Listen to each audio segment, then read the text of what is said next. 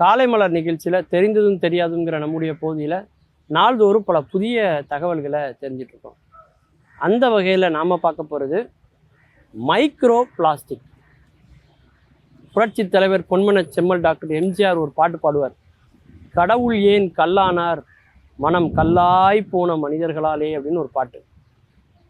ஆனால் இன்னைக்கு இருந்துதான் அவர் என்ன பாடியிருப்பார்னா, கடவுள் ஏன் பிளாஸ்டிக் ஆனார் அப்படின்னு பாடியிருப்பார்னு நினைக்கிறேன். அந்த அளவுக்கு இன்றைக்கி எல்லாமே பிளாஸ்டிக். சாமிகளெல்லாம் பிளாஸ்டிக் ஆக்கிட்டோம், மாவிலை தோரணம் பிளாஸ்டிக் ஆக்கிட்டோம், சாப்பிடக்கூடிய இலை பிளாஸ்டிக் ஆக்கிட்டோம். எதெல்லாம் ஒரு காலத்தை இயற்கையாக இருந்ததோ அதெல்லாம் இன்றைக்கி பிளாஸ்டிக் ஆகிடுச்சு.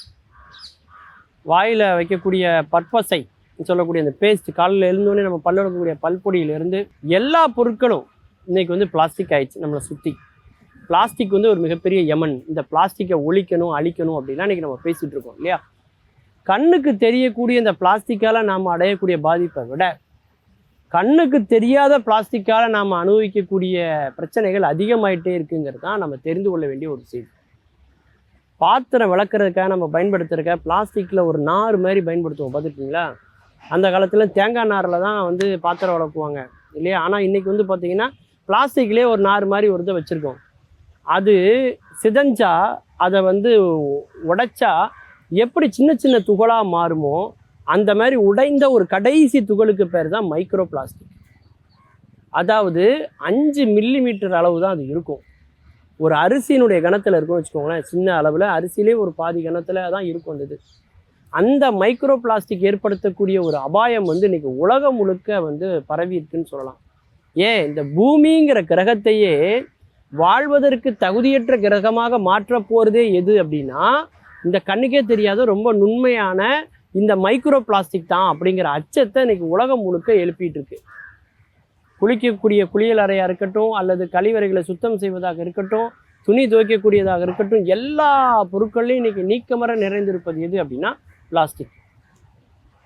இந்த பிளாஸ்டிக் என்ன பண்ணுறோம், நம்ம அதை வந்து மேலாண்மை பண்ணுறோம், திடக்கழிவு மேலாண்மை பண்ணுறோம், பிளாஸ்டிக்கை மேலாண்மை பண்ணுறோங்கிற பேரில் டன்னாக உலக நாடுகள், பல நாடுகள் பிளாஸ்டிக்கை கடலில் போய் கொட்டிகிட்டு இருக்காங்க. கடலில் கொட்டி கடலில் சிதைச்சி அதை கொட்டுறது மூலமாக என்ன ஆகுதுன்னா, சின்ன சின்ன மைனூட் பார்ட்டிக்கலாக நுண் துளைகள் இருக்கக்கூடிய சின்ன சின்ன பொருட்களாக இந்த மைக்ரோ பிளாஸ்டிக் வந்து கடலில் போய் கரையும் போது என்ன ஆகுது, கடலினுடைய அடி ஆழத்திலிருந்து வளிமண்டலம் வரைக்கும் இந்த மைக்ரோ பிளாஸ்டிக்ங்கிற ஒரு யமன் இன்னைக்கு வந்து ஆட்கரமித்து இருக்கிறது அப்படின்னு சொல்லலாம்.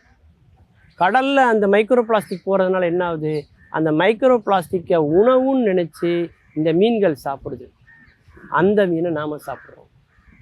இந்த மைக்ரோ பிளாஸ்டிக் நம்முடைய உடலுக்குள்ள உணவின் மூலமாகவும் உறிஞ்சுவதன் மூலமாகவும் தோலினுடைய துளைகளின் வழியாகவும் உள்ளே வருகிறது. 3 விதத்தில் நம்ம உடம்புக்குள்ள வருது.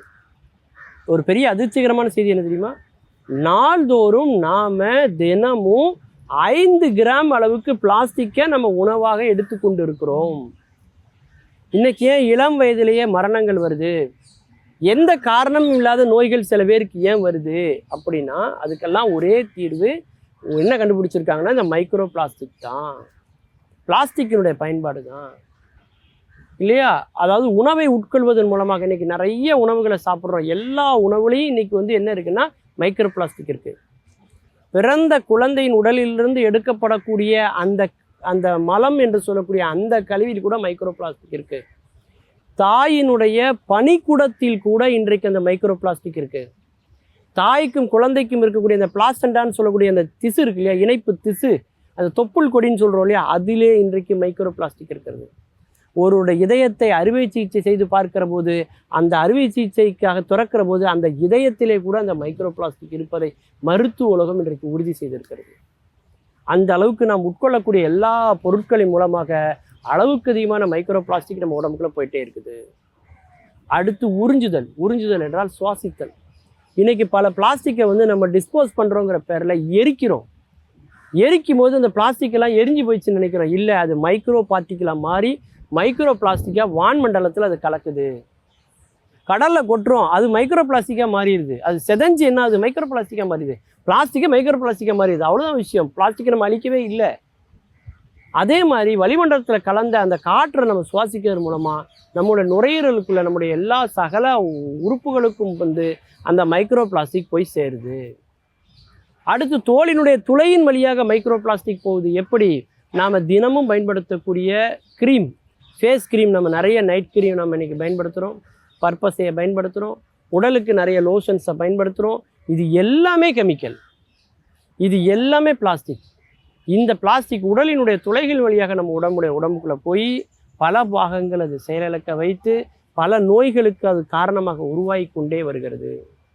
அப்போது மனிதகுலம் பிளாஸ்டிக்கை அறவே தவிர்க்க வேண்டும். மீண்டும் நம்முடைய பழைய நிலைக்கு நம்ம திரும்பணும்.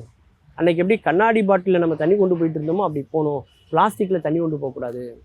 இன்றைக்கி கேன்சர்லேருந்து, தோல் கேன்சர்லேருந்து, ஸ்கின் கேன்சர்லேருந்து எல்லாத்துக்கும் வர்றதுக்கு காரணம் இந்த பிளாஸ்டிக்கோட பயன்பாடு தான். வீடுகளுக்குள்ளே தண்ணீர் கொண்டு போகக்கூடிய குழாய் பிளாஸ்டிக்காக தான் இருக்குது. அது சூரிய வெப்பம் படும்போது வெப்பமாகுது, குளிரில் குளிருது. அப்போ அந்த தண்ணியை நாம் குடிக்கிறோம் அல்லது குளிக்கிறோங்கும் போது அதனுடைய பாதிப்பு நமக்கு நேரில் இருக்கும். அதனால் முடிந்த அளவுக்கு பிளாஸ்டிக்கை நம்ம தவிர்த்தோம் என்று சொன்னால் அந்த மைக்ரோ பிளாஸ்டிக்லேருந்து நம்முடைய பூமி என்ற இந்த கிரகத்தை காப்பாற்ற முடியும். மீண்டும் பல புதிய தகவல்களோடு, அதில் அறியப்படாத பக்கங்களோடு உங்களை சந்திக்கிறேன். நன்றி, வணக்கம்.